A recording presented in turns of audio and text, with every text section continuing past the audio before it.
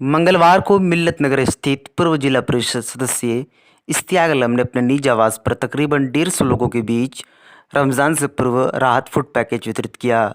Lockdown में छूट, इसको तो हम ये कह सकते हैं कि मुंगेरी लाल का हसीन सपना।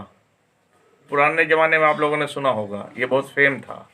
ये सपना है। ये छूट क्या है?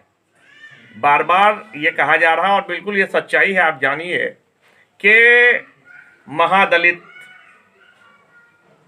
मिडिल क्लास के लोग और निम्न तबके के लोग पे ये सरकार, चाहे बिहार की सरकार हो चाहे केंद्र की सरकार हो, ये छुरी चलाने का काम कर रही है। हम तो कहते हैं कि ये पॉइजन दे दे, ये राशन 5 किलो क्यों देता है? पॉइजन दे दे, आबादी कम हो जाएगा और भाजपा को और नीतीश जी को जीतने में आसानी होगी। क्योंकि ये लॉकडाउन में आप देखें जो छूट दी गई, ये किस तबके को छूट दी गई है?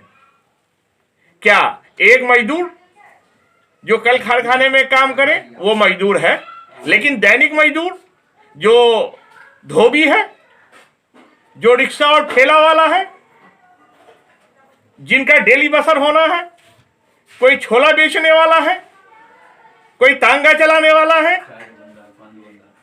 कोई फार्चून की दुकानदारी करने वाला है, कोई बिस्किट, इन लोगों के लिए छूट नहीं है। छूट किनके लिए है?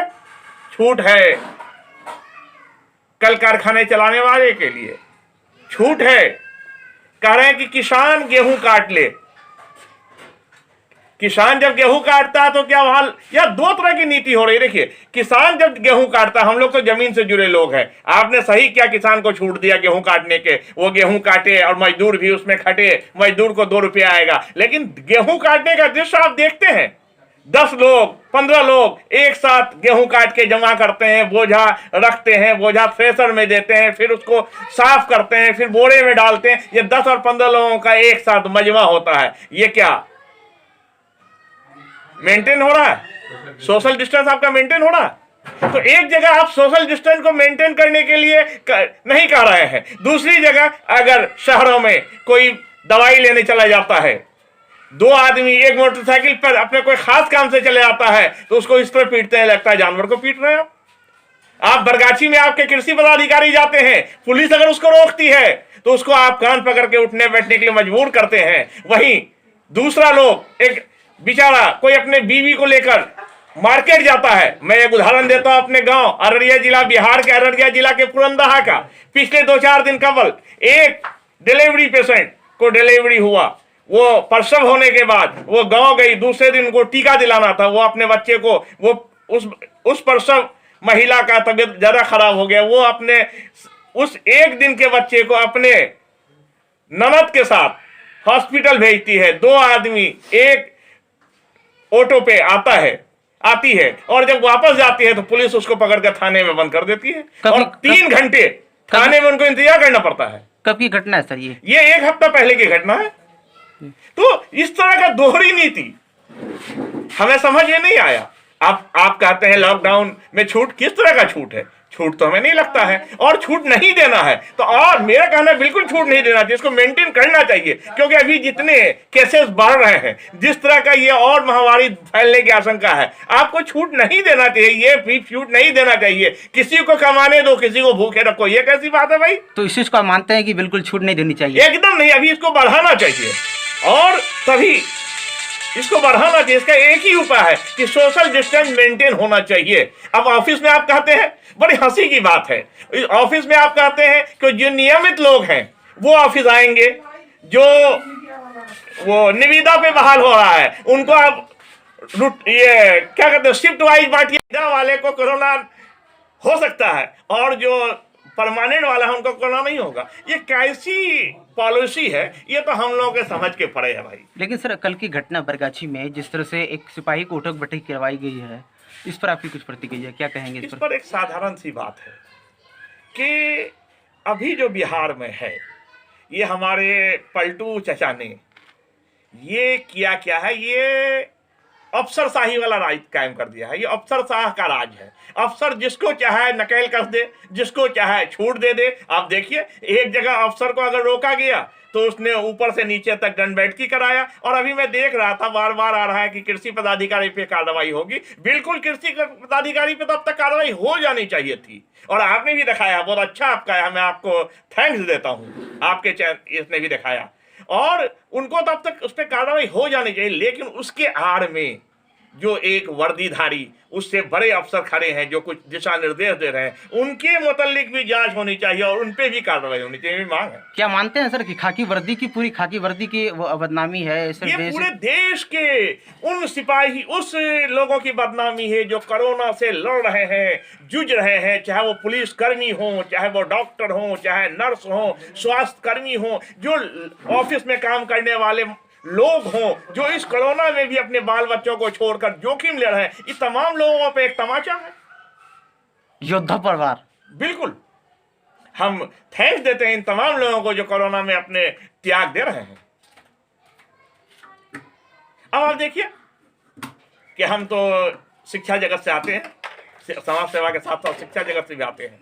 अब आप देखिए, एक मजेदार बात हम सरकार से पूछना चाहते हैं कि क्या आपने अभी ये कहा अमेरिकन स्टाइल में, इंग्लैंड के स्टाइल में, जो बिल्कुल प्रॉपर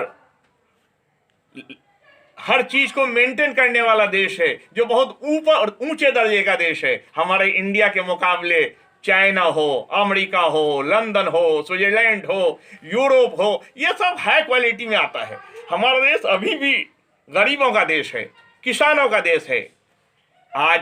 आज भी अगर सर्वे कराया जाएगा तो इस देश में टच मोबाइल रखने वाली की संख्या 25% होगी और साधारण मोबाइल रखने वाले का संख्या 75% होगा।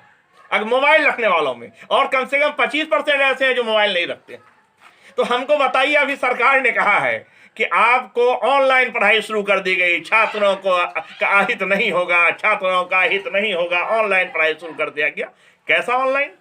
क्या ऑनलाइन भी अमीरों के बच्चों के लिए? गरीब के बच्चे जिनको आप बीपीएल का क्या दिए हैं, बीपीएल पलटू चाह ने कहा कि हर घर में बिजली, 1 पॉइंट बिजली, उस 1 पॉइंट बिजली में क्या टीवी चलना पॉसिबल है? तो वो बच्चे ऑनलाइन की पढ़ाई कैसे करेंगे? क्या जिस घर में टच मोबाइल नहीं है वो ऑनलाइन पढ़ाई कैसे करेंगे? हमको ये तो बताइए। तो यहाँ भी मार है महादलितों पर, यहाँ भी मार है। अभी सर बीते दिनों बिहार के एक विधायक कोटा गए थे अपने बच्चों को लाने के लिए, इस पर लगातार तरह तरह की बात सामने आ रही है। और लॉकडाउन में लोगों के परिचालन के लिए उनको अलग से दंडाधिकारी द्वारा दिया गया था, एक निर्गत पत्र दिया गया था कि आप जा सकते हैं। इस पर आपकी कुछ प्रतिक्रिया? देखिए, इस पर बहुत ज्यादा कुछ प्रतिक्रिया नहीं है। ये तो पक्ष और विपक्ष के आपसी हम ऊपर की राजनीति है। जो सत्ता पक्ष होता है हमेशा वो ऊपर रहता है, और नाजायज काम करने के लिए उसको पर्दे के पीछे से परमिशन मिलता है, हमेशा सत्ता पक्ष मिलता है। लेकिन कोटे में तो सर और भी बच्चे लेकिन हैं। मेरा मांग है कोटे के बच्चे नहीं, तो मेरा मांग है कोटा हो कोई सोटा हो, चाहे दिल्ली का बच्चा हो, बेंगलोर में पढ़ने वाला बच्चा हो, बेंगलोर में पढ़ने वाले रहने वाले मजदूर हो, फैक्ट्री में काम करने वाले मजदूर, देश के जिस भी कोने में भी एक भी बिहारी अगर तड़प रहा है और अपने बीवी बाल बच्चे से अलग है, तो नीतीश जी को सबसे पहला काम ये करना चाहिए कि उन बिहारियों को लाकर यहाँ उनका जांच करवाना चाहिए, 14 दिन उनको क्वारंटाइन में रखना चाहिए, और उसके बाद उनको अपने फैमिली के हवाले कर देना चाहिए। क्योंकि अगर बिहारी मरेगा भी तो अपने बाल बच्चों के साथ मरेगा। और बिहार में कोई ऐसा बहुत लंबा मामला नहीं है, बिहार के उतने मजदूर आ गए, अब तक कितने में आपने पाया पॉजिटिव। इसलिए ये नीतीश जी का अड़ियलपन, ये नीतीश जी का जितपना, जिस तरह नियोजित शिक्षकों के साथ नीतीश जी कर रहे हैं, उसी तरह बिहारी मजदूर और बिहारी स्टूडेंट के साथ कर रहे हैं। तो लॉकडाउन खुलने के बाद मैं आपको कहता हूं कि सीमांचल के लोग और हम लोग इस लड़ाई को लंबी लड़ाई लड़ेंगे। अगर नीतीश जी बहुत जल्दी 2-4 दिनों में, 1 हफ्ते में उन मजदूरों को, उन बिहारी बच्चों को नहीं लाते हैं वापिस, तो एक लंबी लड़ाई लड़ने की शंका बन रही है।